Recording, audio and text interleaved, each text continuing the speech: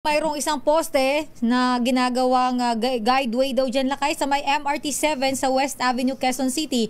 Bumagsak. Allah. Alamin natin may nadamay ba RH5 Val Gonzalez sa detalye, Val? Malaking puwersa ngayon nitong mga construction worker at mga inhinyero, project engineer nitong ginagawang MRT7 na guideway dito sa kahabaan ng West Avenue ang nakakonsentrate ngayon dito sa pagkukumpuni nitong bumagsak na isang guideway. Medyo mataas-taas ito. Kung makikita ninyo dito sa aming tagiliran, napakaraming mga poste kasi ito na ginagawang guideway ng MRT7.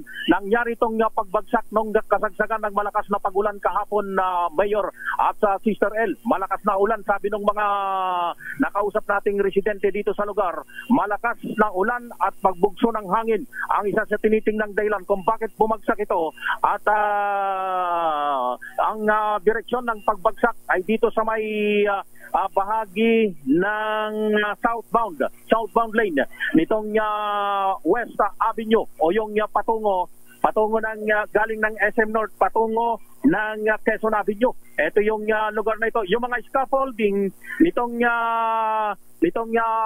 mataas na poste na ito ng Meralco na hindi mayakap ng 5 tao ay nagsabali-bali na, nagsabalo-baluktot at hinarangan na ngayon itong lugar at pinakpan na yung bumagsak na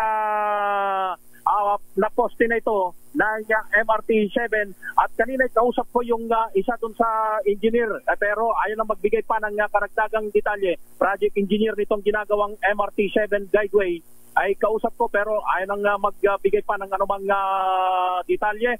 Pero kitang-kita mo yung pagkabaluktot nitong mga malalaking bakal na ito na ginagawang poste ng MRT7. Wala pang detalye kung merong nasaktan o merong nasugatan na kahapon dahil ang report ng ilan sa mga nakausap kong residente ay tumama pa raw dito sa may bahagi ng linya ng kuryente dito sa bahagi ng West Avenue.